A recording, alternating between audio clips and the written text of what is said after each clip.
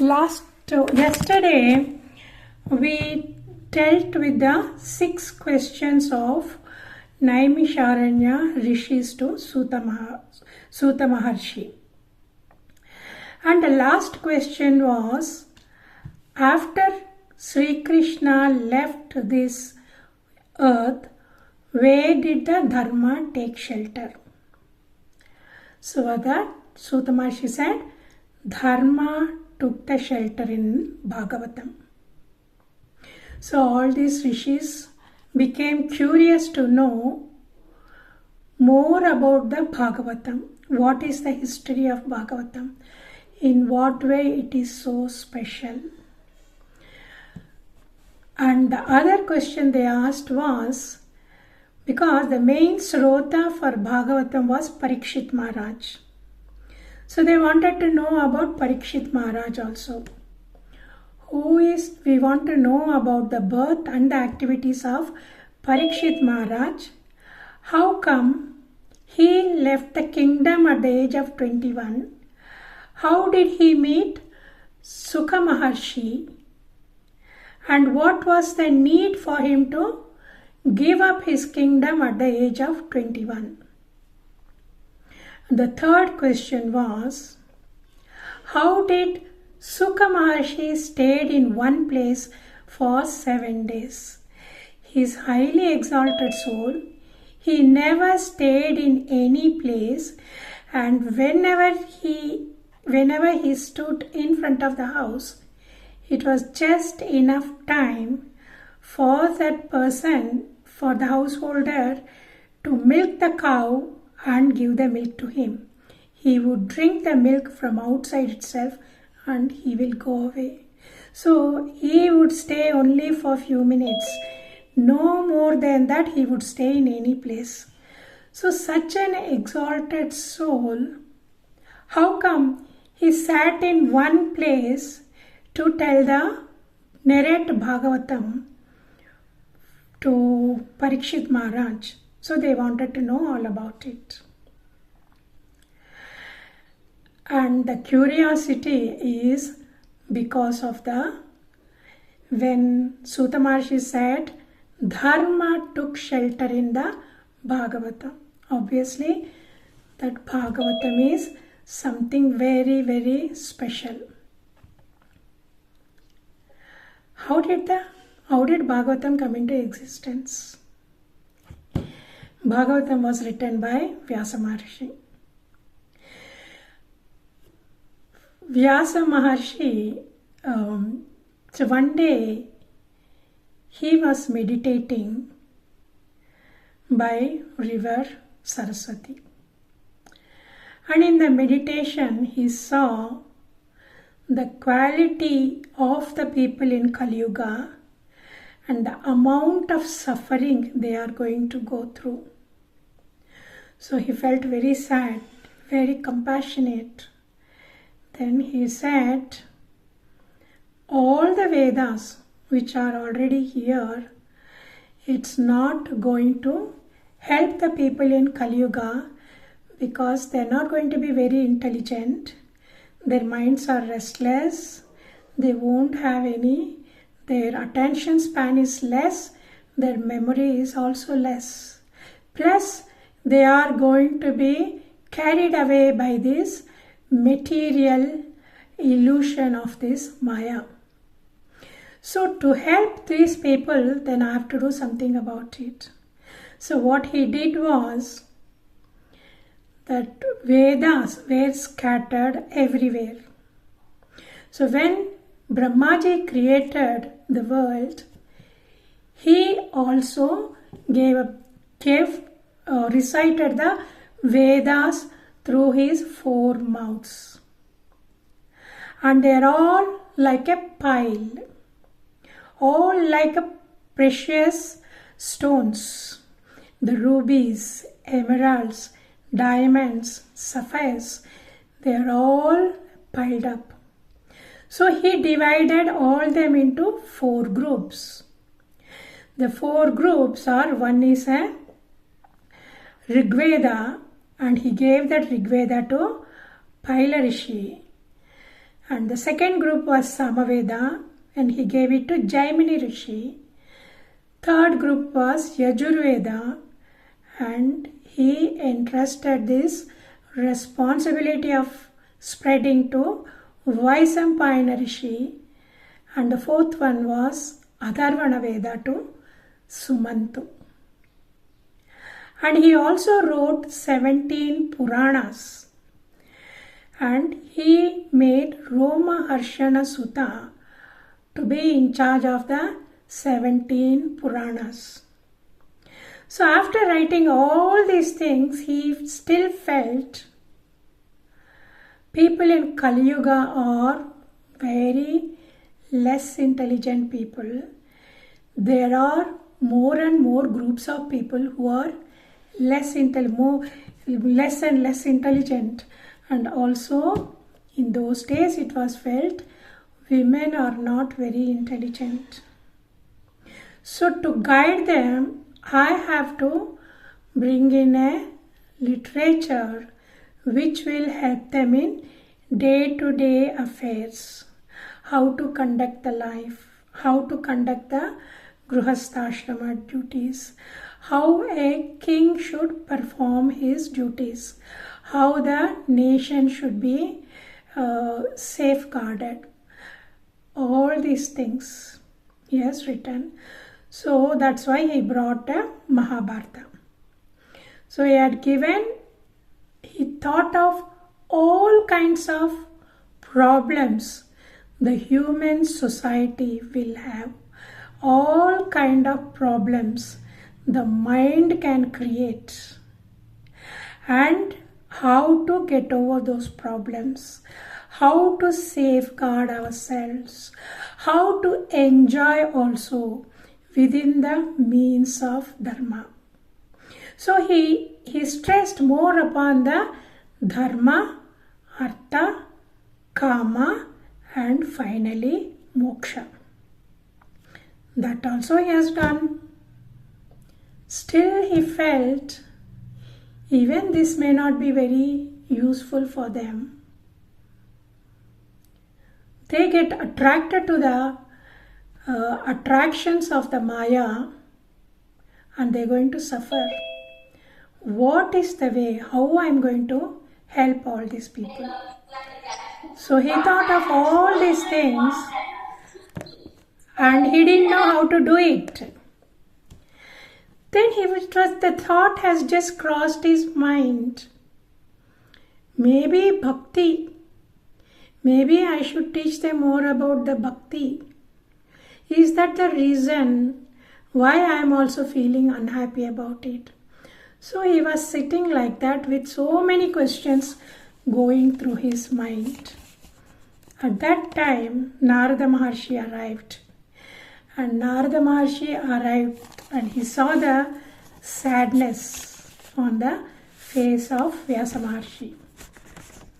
And Narada Maharshi inquired, "Oh Maharshi, you have done such a great work of dividing the Vedas, and you have done the commentaries also, Brahma Sutras also, and you have done 17 Puranas and Mahabharatam also. Why you are looking so sad? Don't you think you should be happy about your accomplishment? What is lacking? Why you are sad like this?" For that Vyasa Maharshi said, "Maharshi," so he invited him and he was really thrilled to see him because he needed to speak to somebody. He needed somebody's advice. So when he was thinking like that, Narada Maharshi's arrival was like drinking a cold water on a hot summer day for him. He was so thrilled. So he invited him into the kutir. He offered the worship and he gave him the nice asana and he sat at the feet of Vyasa Maharshi and asked him this question. So when Narada Maharshi spoke about all these things, then Vyasa Maharshi said, "Oh Mahatma, you travel all three lokas, and you are like a sun. There is no place in the universe which is not penetrated by the sun. So like that, you know everything about it, but still you would like to know from my mouth. You are quite right. I am very sad. I feel incomplete in myself, and I saw the suffering the Kali Yuga people are going to undergo, and I realized whatever I have written probably is not enough, but I don't know what else to do. Can you please suggest something for this? Then Narada Maharshi smiled and said, you did a great job of writing Mahabharata, and you have given the guidelines also how the people should perform their life in this Janma. So you have covered all these social problems, political problems, financial problems, and so on. Everything you have done. So you stressed upon the dharma, artha, kama, and then finally moksha.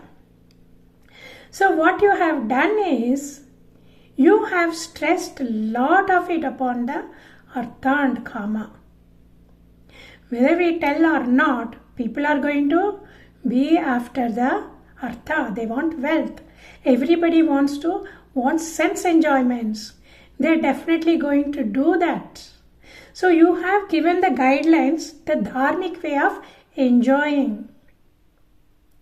And finally, when they get fed up, when they failed miserably, when they experience the misery in life, that's the time they go for moksha. So you have left it towards the end of the life. What about all through the life? Their minds are going to be after the dharma, and their minds are going to be after the artha and kama. In the final years only they are going to think about the moksha. So that is not going to give happiness for the people. They are going to struggle about it. You have not stressed upon the bhakti. And the bhakti should be performed right from the beginning. And you have not glorified about the role of bhakti. You have not glorified about the glories of the Bhagavan, and you have not glorified about the devotees of Bhagavan. So unless you give these guidelines, no amount of guidelines regarding the dharma, artha and kama are not going to help them, and only in the last minute they are going to think about the moksha, and this is not going to work. So you write something about bhakti, the importance of the bhakti, the glories of the Bhagavan, and how Bhagavan takes care of his devotees. You write something about it, stressing on the bhakti yoga, and this will definitely help the people, and also you will find fulfillment. And Narada Maharshi had uttered 4 lines in the ears of Vyasa Maharshi and left. So Vyasa Maharshi went into deep meditation for a long time. And in that meditation, Vyasa Maharshi saw Sri Krishna and all the avatars of Sri Krishna in his body, and he also saw everything about the creation. He saw how the creation started, and all the Manus, their parampara, their parampara, their parampara, and the devotees, everything he saw. And he saw Leelas of Bhagavan also, clearly.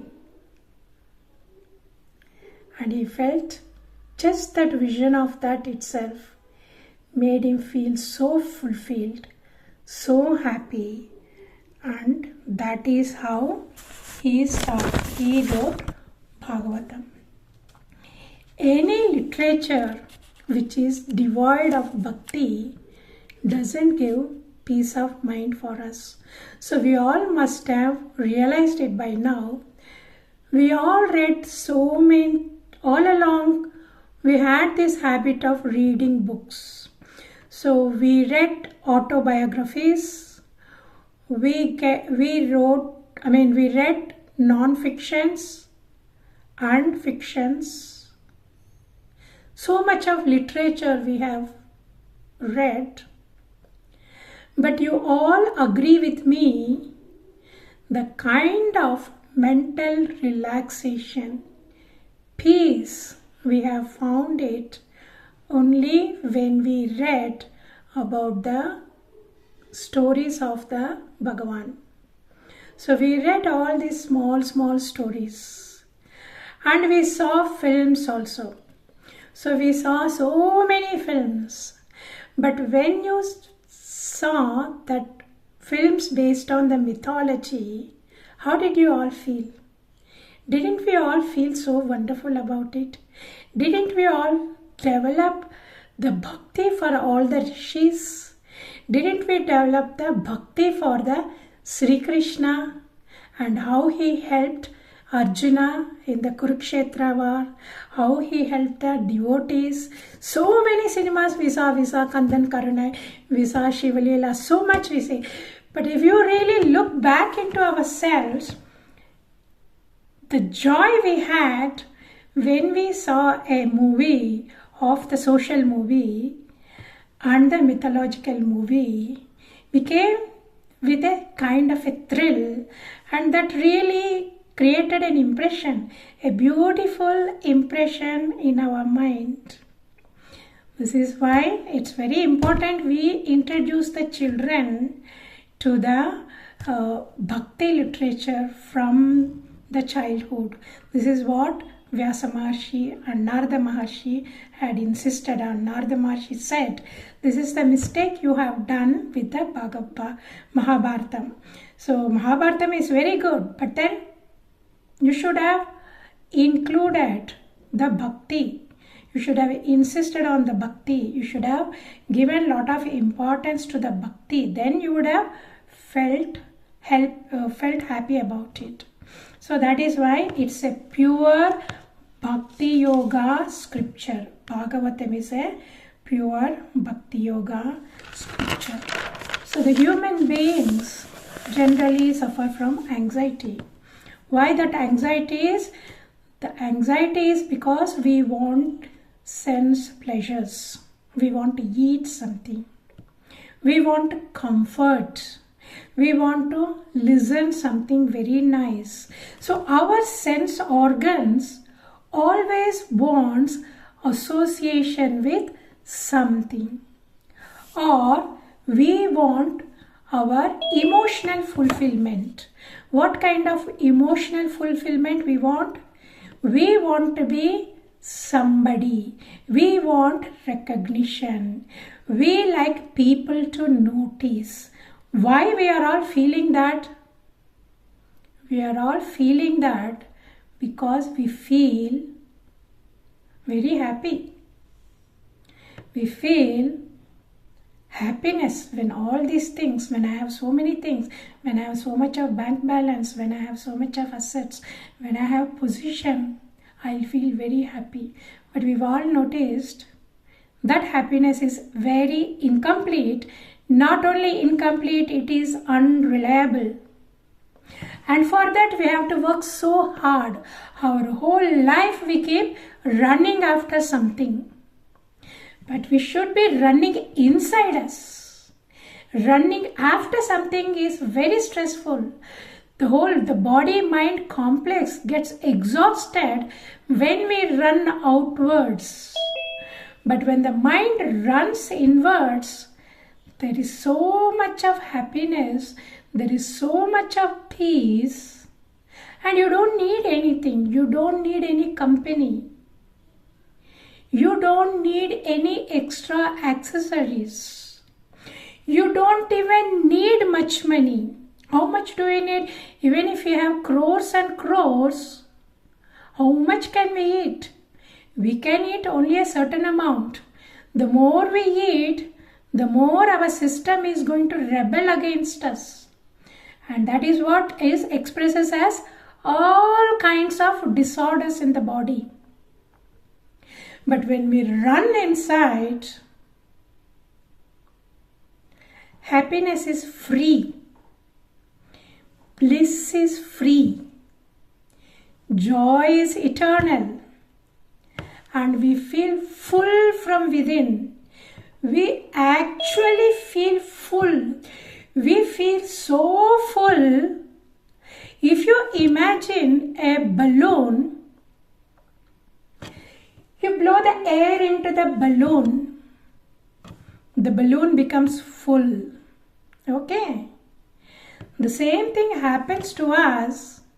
We are like a collapsed balloon. We are looking for fulfillment outside.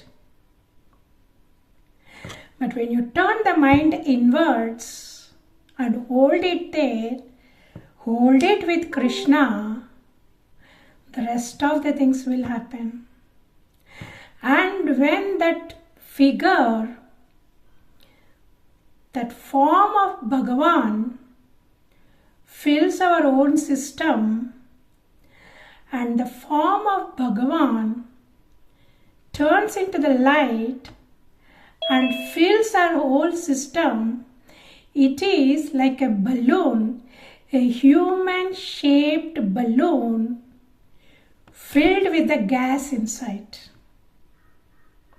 And that is why you will see that beautiful pictures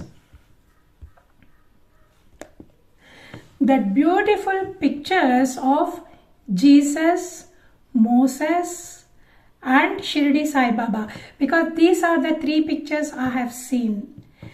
They spread their hand like this and the face looking up to the sky with so much of joy and fulfillment. And when I saw that, I realized it. This is exactly what it is. They have realized. They feel full inside. They are like a fully blown balloon in the form of human body, and they are totally blissful. The body is here. Their body is here. But they are everywhere. They realized, experienced all pervasive consciousness. I am all pervasive consciousness. Aham Brahmasmi.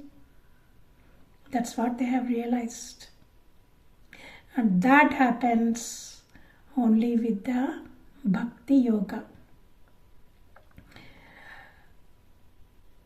So, the essence of the human life is to please Sri Krishna and earn his grace. That is the only reason we are born, and how to do that we discussed in the previous classes, the 14 steps of Bhakti Yoga. So this is what it is. And then Narada Maharshi actually, before Vyasa Maharshi went into meditation,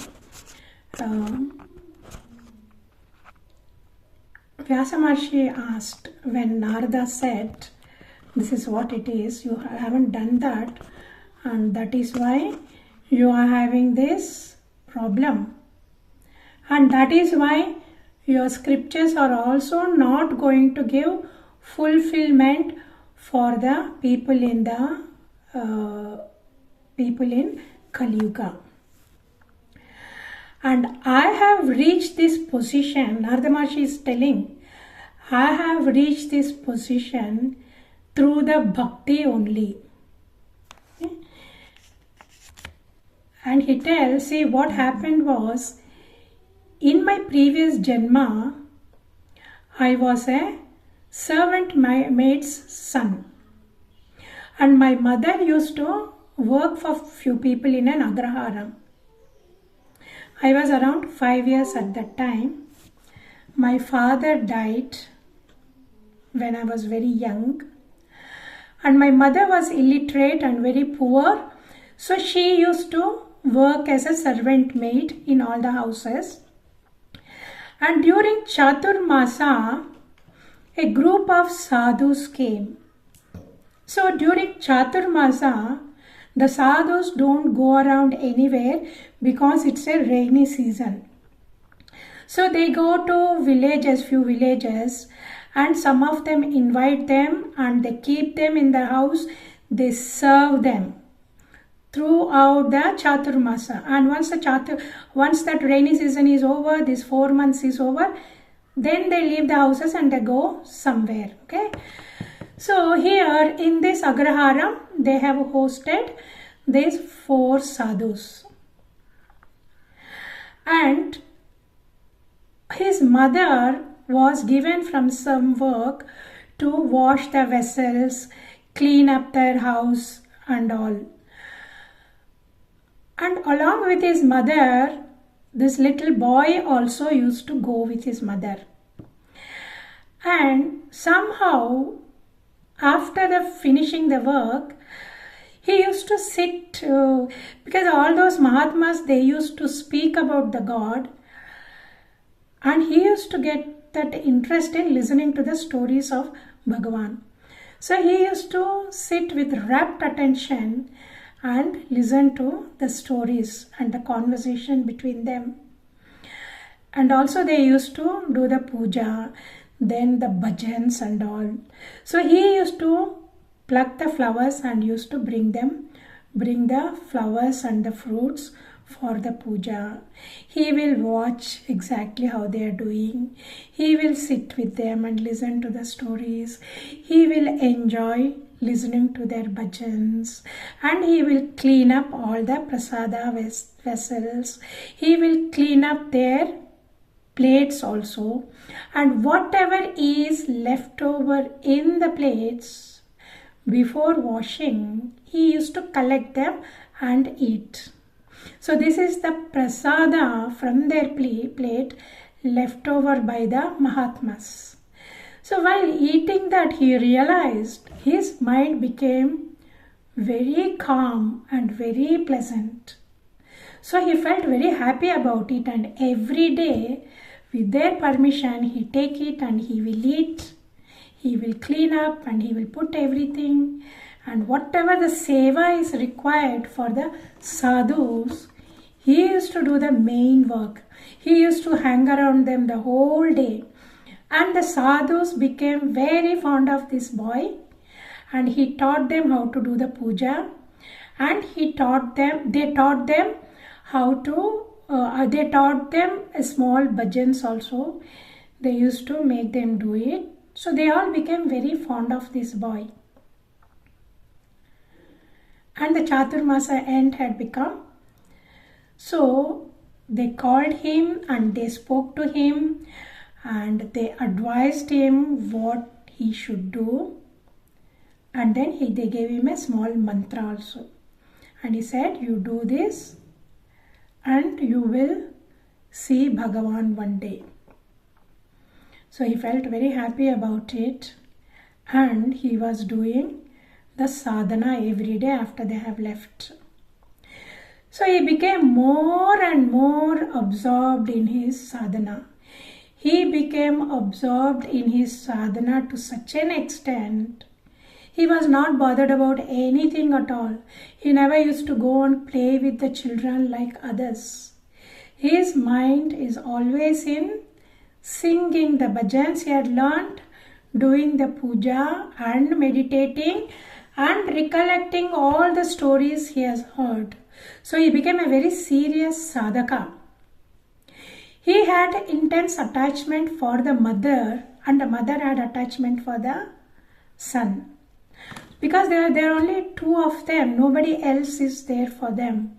But as his sadhana was becoming more and more, he slowly started getting detached from the mother also. His mind wasn't on the mother because mind is occupied with the Bhagavan all the time. Mind can do only one thing. Either does this or the other does. So his mind was 100% on this. So mother didn't really make much difference to him emotionally inside, even though the body was hanging around the mother. So one fine day, when his mother went to milk the cow very early in the morning, it was very dark. So she stepped on a snake, and then the snake had bitten the mother and she immediately died. Now, only this little boy was left over. It is like removing the tie. The tie which was holding him back had been removed by Bhagavan himself. So look at that, how Bhagavan chose this little boy. He gave that opportunity to serve those masters. Those masters had to go only to that Agraharam. Only his mother had to be employed to take care of them. And this little boy not only went with his mother, his mind got tuned to these Mahatmas and he stayed with them. He learned the whole thing. He developed attraction for them. He developed attraction for the conversations and the bhajans and the pujas. And then they became fond of this boy also. And they initiated him into that. And then his mind became more and more purified.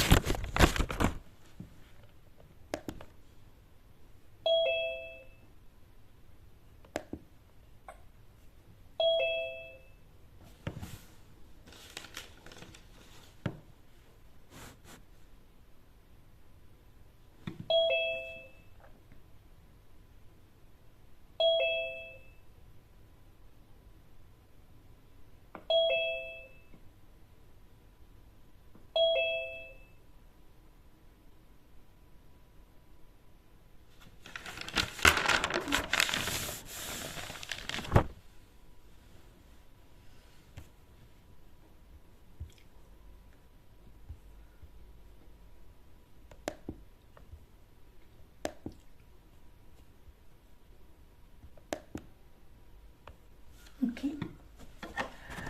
So, it so happened, it looks as though Bhagavan had chosen this little boy.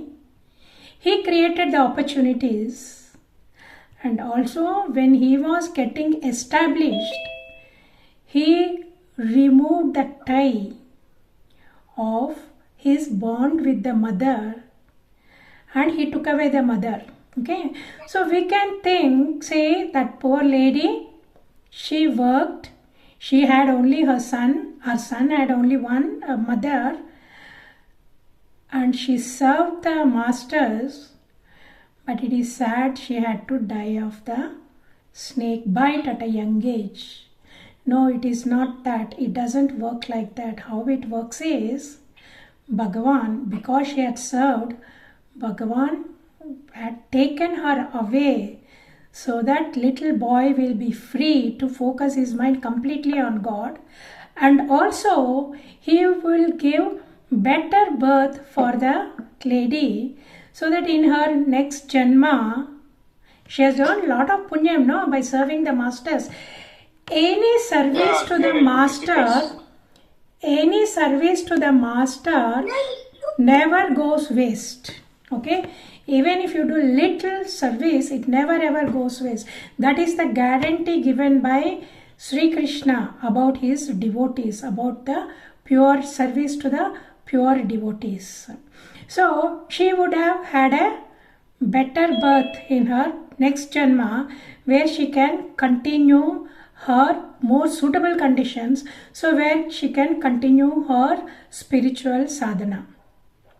So now, because he is on his own, he left.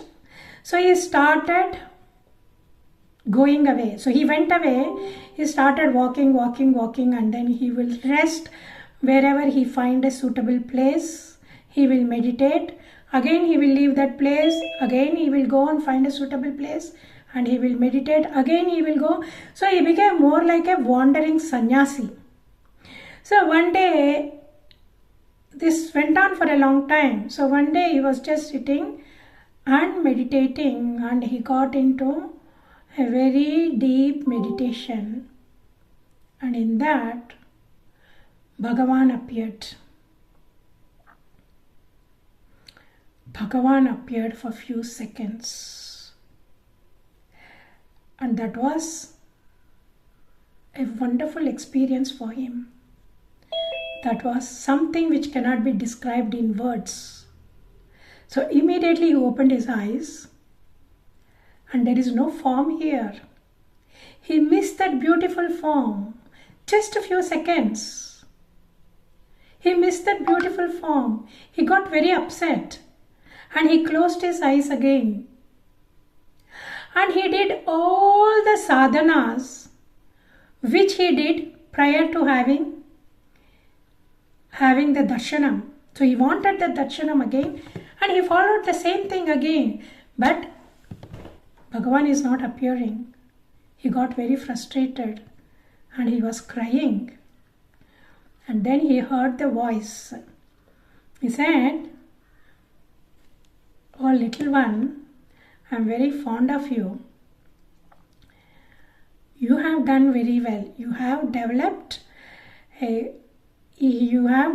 a bhakti for me, and I am very pleased with that. But in this Janma, you are not going to see me again. Because even though your bhakti is so high, it is still at an infant level. You have to grow further in this Janma, and once you leave this body, you will get a spiritual body and you will have the chance to come to me whenever you want." So that is the assurance I am giving it to you. So right now you continue and you spread the message of Bhakti path to everyone. So he was very pleased. This little boy was very pleased. So he continued this sadhana of moving from place to place and doing bhajans and talking about Bhagavan. And one fine day,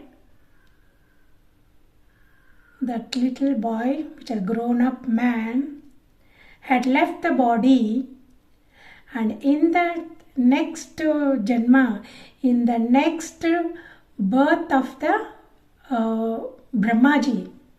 In the next time when the Brahmaji's day is over and his whole lifetime is over, in that following time again the Brahma is born. So during that time, at the beginning of the creation, Narada Maharshi was born as a Brahma Manasa Putra. Okay, he is actually an Amsa of Mahavishnu. Okay, that's why it's a mini avatara. Okay, so it's a spiritual body. So it's a part of Bhagavan. And then Mahavishnu had gifted him with a veena as well. Now you are free to roam around all three lokas and spread the path of bhakti. And you are free to come to me whenever you want to come. You can come and see me, and whatever you want to discuss, you can discuss with me, and you can tell me what is going around. So this is how Narada Maharshi had become the first journalist.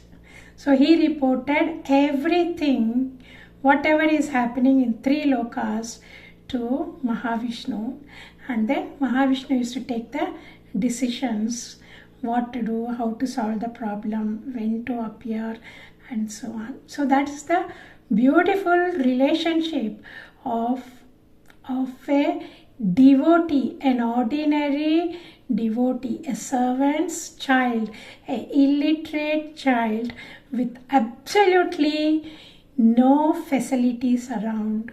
All it says is, to become an exalted devotee, you don't need anything. All you need is the bhava. Bhagavan is a bhava priya. We don't need to read this many scriptures. We don't need to do elaborate pujas. We don't need to do elaborate vratas and so on. So we have to do little things so that if we don't do it, then it is not going to be passed on to the next generation, and then the following generation is going to lose it, which is already happening. So it is our duty to carry on all these external paraphernalia so we can introduce the youngsters into it and then propagate, and along with that we have to give the knowledge also, which Narada Maharshi did it in his previous Janma to everywhere wherever he went. And now in this Janma he was a spiritual body. He is still around. He is the spiritual master of Vyasa Maharshi, and he is our spiritual master also. He is eternal, and even we can tune to him provided we spend enough time. And he is aware who are all the bhaktas, who is ready for the bhakti yoga, and who needs the help in the form of a guru. He only appoints the guru. He only brings the guru for us. All we need to do is surrender ourselves to the live master, listen to them, be in the satsanga, serve the master, study. All those 14 steps were described in the previous classes. So all we have to do is we have to do that. He is there to guide us. He is there to make sure we progress, and ultimately we reach the lotus feet of the Bhagavan. So he heard that, and then he went away, and then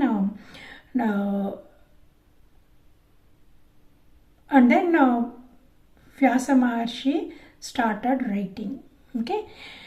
The other questions was Sukha Maharshi. How come Sukha Maharshi is such an exalted soul? He is already an enlightened. Why did he sit with his father Vyasa Maharshi and learn Bhagavatam again. He already knew everything. Where is the need for Sukha Maharshi to sit with his father and again learn the Bhagavatam from him? Because Sukha Maharshi became a great devotee. He was an Advaitin initially. So when he was traveling, he heard somebody talking about the Leelas of the Bhagavan. And he got impressed with the Leelas. So he went to his father and asked, and that is how Vyasa Maharshi told him about the Bhagavatam.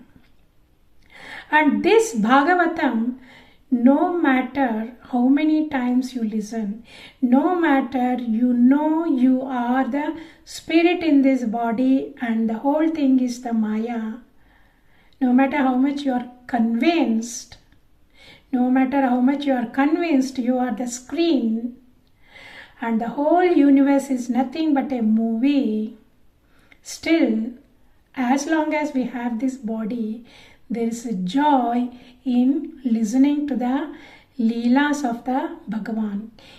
All the avatars which we discussed yesterday, the 22 avatars of Bhagavan were described elaborately in Bhagavatam. Krishna comes only in the end. Krishna comes only at the 10th chapter. But the previous 9 chapters were the other avatars with a profound teaching, and those teachings mainly designed to purify the mind. All those 9 chapters, they slowly purify the mind because every story in that reveals one emotional problem of the human mind. How they got into trouble and what kind of trouble they got into and what was the prayashchittam they had to do, and then how did they elevate themselves afterwards, how did Bhagavan help them to elevate themselves. So all these things, that is why we should never ever avoid the other chapters as not important. They are the preparation. It's very easy to eat gulab jam in a plate. It takes only not even couple of minutes, 1 minute. You just put it in and then eat and enjoy. But then how long the preparation takes to make it, that is what it is. And then it is said, by the end of the 9th chapter, mind is so purified, you will see Bhagavan. Okay? And in the 10th chapter, you will enjoy Bhagavan. Right? To enjoy Bhagavan is like eating gulab jamun. Okay? More than that. But all this preparation, we have to do that. Okay? So to see Bhagavan by the end of the 9th chapter, it's a beautiful process. This process is not like the stress of preparing the gulab jam or what. This process is such a beautiful process, and it is amazing the number of names Vyasa Maharshi had mentioned. Okay, you will be really amazed because last time when I did that first time Bhagavatam, I skipped all those names. I thought no, it will be too much and then mind will wander around too much. But this time I'm not going to avoid any name whose grandson is who and how many children that person had and how many great grandchildren they have, then what happened to them, how many people became Kshatriyas, how many people remained as Brahmanas, how many people got enlightened, how did they get enlightened. All those names I'm not going to avoid any of them because I really loved it. Those names itself have got a power. If Vyasa Maharshi had mentioned every single name, and there are different names, that many names. So if he has mentioned all those names, that mind itself that name itself is purifying for us. It doesn't matter, because we cannot remember whose grandfather, whose grandson it is, and which one is ancestor of Surya Vamsam and Chandra Vamsam. It doesn't really matter. We will lose a lot of things, no? Because there's so many relatives. How can we remember? We can't even remember our ancestors. How can we remember from the creation to now? But it is such a beautiful journey. So I'm actually, this time I'm really looking forward to talk about how many children, how many grandchildren, and what Vamsham they belong to, what happened in that Vamsham, all those things we will discuss. So this time Bhagavatam is going to be a slow process, because we are going to go very, very deep into it. Okay. So here the take home message is bhakti. And it is our duty to instill bhakti into our younger generation by telling the stories. Initially, actually, when a couple of my friends told me, when I told them about this, they didn't believe, because so many miracles happened, no? And also their lifespan was different when compared to our lifespan. So if we tell Dhruva Maharaj ruled this world, ruled planet Earth for 30,000 years, who will believe? So if anybody lives for 120 years, there is only one person who is 120 years now. So when such being the case, 30,000 years, who can believe that? So this is how the number of years they have lived also is mentioned. In Satya Yuga, how many years they lived, all those things. So I'm going to mention all those numbers also. And we have to believe that we have to enter the Satya Yuga. So let us enter every yuga. Let us enter every plane of awareness. Let us enter every loka. See, when Brahmaji talks about the creation, he talks about the different lokas. The lower lokas and upper lokas. Okay, lower lokas we won't spend much time on that, but I'm going to spend a lot of time on the upper lokas also. So this is why it's very important. Please meditate and please visualize. So when you come for the class, your visualization is so powerful. It will be like watching a movie of Bhagavatam. Okay, so let us have that. Let us enjoy that, and let us have this print. Let us mind be printed with the Bhagavatam stories. So all these vasanas which we had been carrying since the time of creation, lakhs and lakhs of janmas, vasanas are sticking inside. Let us erase all of them by watching this long movie. So you please meditate till we meet next.